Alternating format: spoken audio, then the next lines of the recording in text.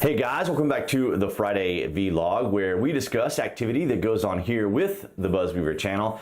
That includes things like current events, headlines that are in the news, social media technology, and items of interest that come up during the week that allow us to have a little bit of a dialogue, a little bit of a departure from what is typically here on the channel. So if you are new here, I'd like to welcome you, and if you are a frequent visitor, I would encourage both of you guys right now, take a moment and click on that watermark right there, down there in the bottom right hand corner to subscribe, along with that notification bell if you want to know when the latest material here on the channel has been released. This week in gaming, we learned from Blizzard that World of Warcraft Classic will be coming out August the 27th of 2019. Yes, it'll be coming out this year. There was much debate among the Blizzard community about whether or not this would even happen. And I can remember even with SOE and or Daybreak now, the release of the progression servers for EverQuest were really kind of popular. And this started back in 2006.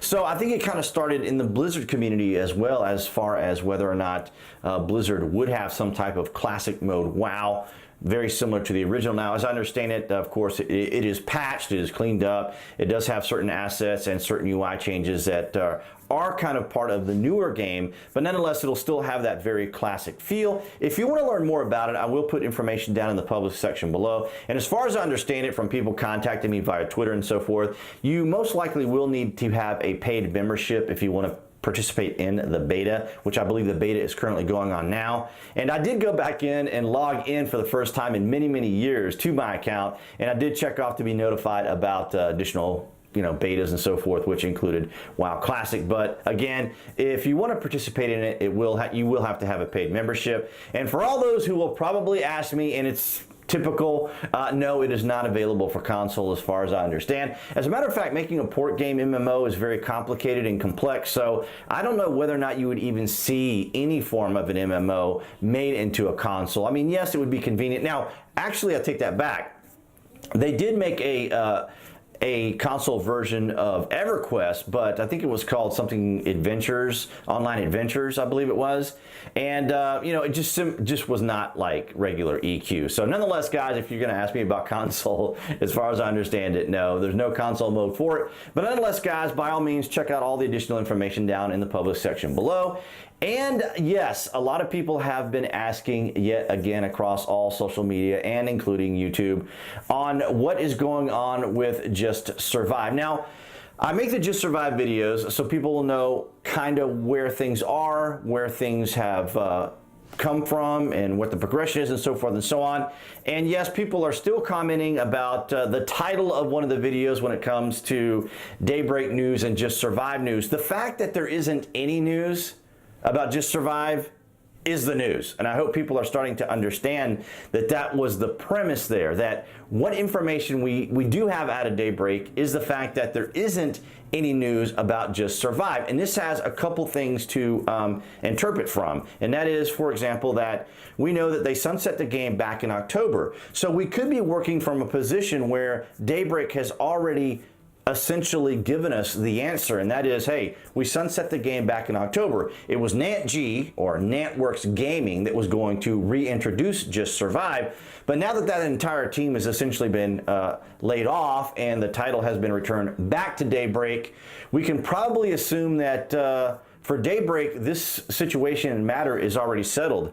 It was settled back in October when they sunset the game. But nonetheless, we will keep an eye on it. Yes, I know people are very excited because there is a update out there that is exclusively for the live server for Just Survive and or the test server for Just Survive. But if you try to log in, you're just going to get a splash screen. It's just data that's being flown, I was going to say flown, but data that's flowing probably from Battle Royale and assets that they may need to put on that server for whatever particular reasons, as well as just for Steam purposes and things like that. So when you see those file exchanges and loads and things like that, it's usually going to be more maintenance background type information that Steam needs and or Daybreak is putting on particular servers for whatever particular reason. But nonetheless, I hope that answers some of your guys' questions concerning Just Survive.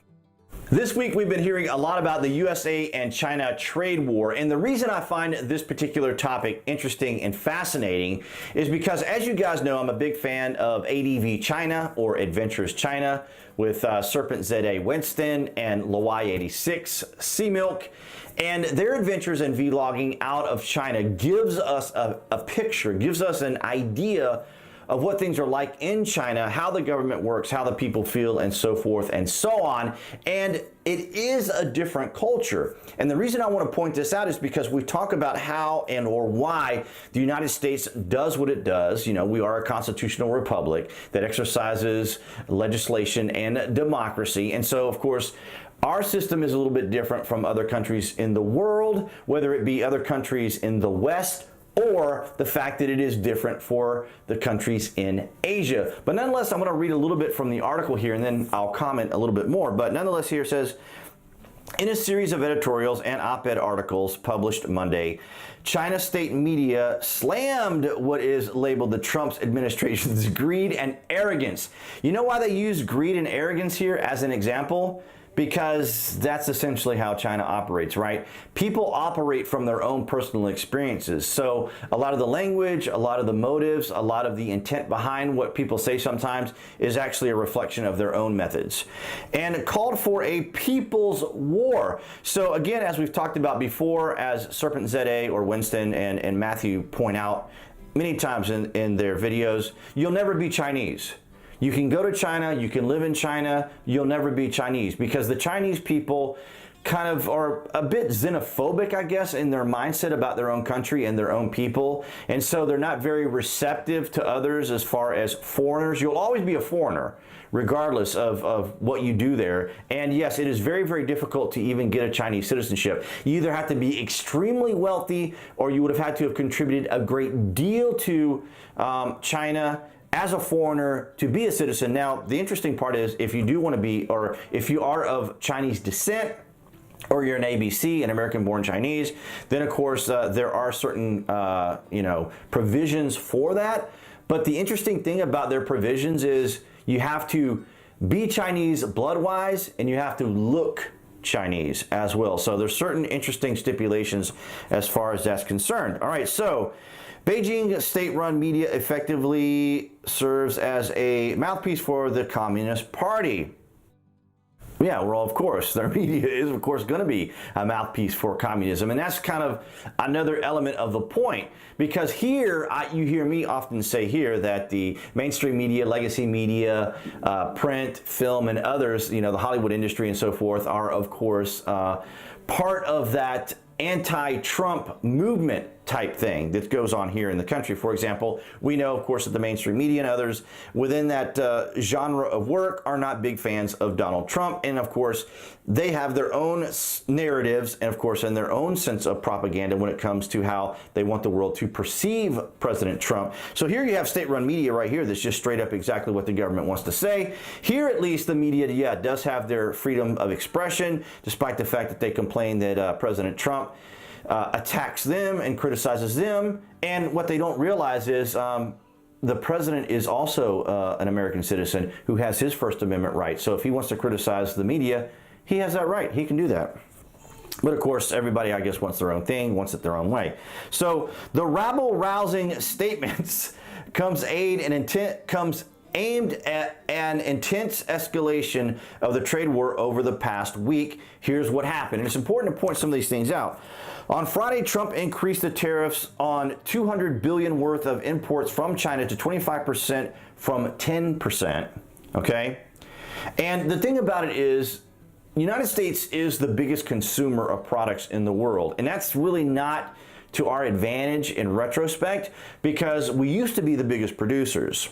And that's where we made a lot of our money, a lot of commerce, a lot of the American wealth came from the fact that we were the biggest producers and the things that we developed, of course. And of course, there's areas where the United States still does things like this, like in research and development with medication, right, for example. So research and development from all the pharmaceuticals here in the United States will sell licenses and trademarks and things to other countries, so those other countries don't have to go through all the research and development for drugs and things of that nature. On Monday, China retaliated by saying it would raise duties on $60 billion worth of American goods starting June 1st, resulting in duties of 5% to 25%. So the numbers and so forth really isn't, it's just kind of baselines for us to look at and see, you know, where these things are going on. But basically the Chinese, and I know I'm generalizing here, and it's just to give you guys context and understanding, and is that, you know, the Chinese are very manipulative with their business practices. You have to remember here, they're a different culture, they're a different mindset, they're operating from a different vantage point than, say, Westerners would, as far as how they approach business. Because when it comes to China, they're very much a what's in it for us attitude. You know, it's all about us. And I don't say that like kind of in a disparaging way. That's just the way they see it, right? They're very proud of their country, they're very proud of their nation, they're very proud of their people, and they're really looking out for their best interests. As politely as I could put it. Of course, I could go into other details about that, but that's as politely as I want to put it, and I want to be polite about it in that regard. And so if you guys want to see more about China, I will put down, like in the published section, I will put down, like, for example, Winston's comment about just China in general and business. He doesn't go into the trade war right here, but I can kind of tell that he was perhaps trying to address some of that issues. But nonetheless, if the Trump administration were to impose the new tariffs of $300 billion on additional goods, it would mean that $500 billion worth of Chinese goods coming into the United States would be subject to tariffs. Of course, so it's going to go back and forth, but here's the thing. Donald Trump understands business. He understands deals, and he understands these types of trade. This is why he addressed TPP, and this is why he's addressing NAFTA or remade NAFTA, and this is why he's not necessarily just giving out money to foreign countries. And there are statistics, and there is data out there that shows how much the United States gives to foreign countries across the world, and it is unreal how much money it is that we give to foreign countries.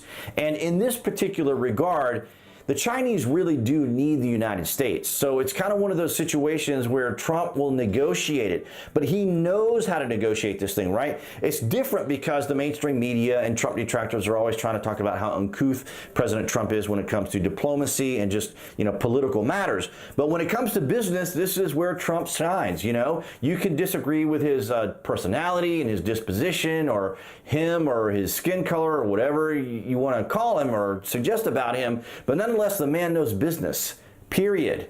And I think he's the best guy for this particular situation, and this is why our economy is doing so well. As a matter of fact, his numbers are up.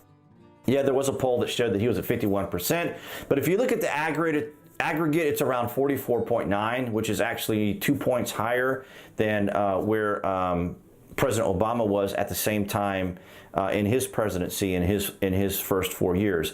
So we can see this kind of continued really kind of benefit that Trump is providing as a president who is kind of an outsider and not overtly political. But nonetheless, I think there's going to be some interesting outcomes in the end, because China will need us as much as we need, you know, this type of trade. But nonetheless, I think we're going to end up, well, I can't say we're going to end up on the better end of the deal, but a better deal will be made, and we'll have better connections and better business practices with China. But most importantly, I guess is what I want to say here, is that China, or Donald Trump, will not allow China to take advantage of us, and that's very important.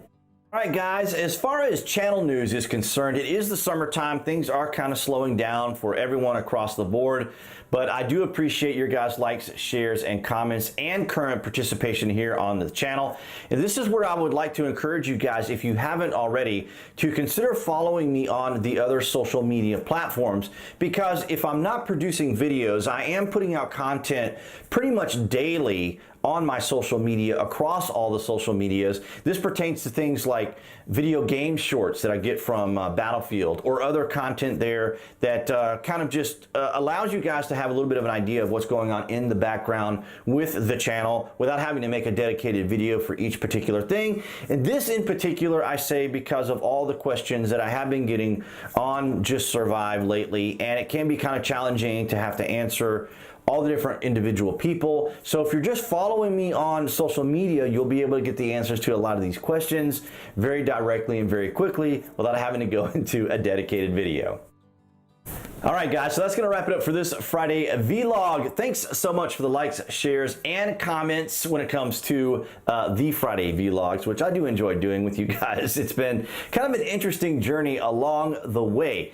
And guys, if you haven't already at this point, I would encourage you now to click on that watermark appearing right there on the screen to subscribe, along with clicking that notification bell. That way you guys can decide how often and frequently you get the latest releases here on the channel. But nonetheless, guys, thank you so much for your support, and I will see you guys right there next week.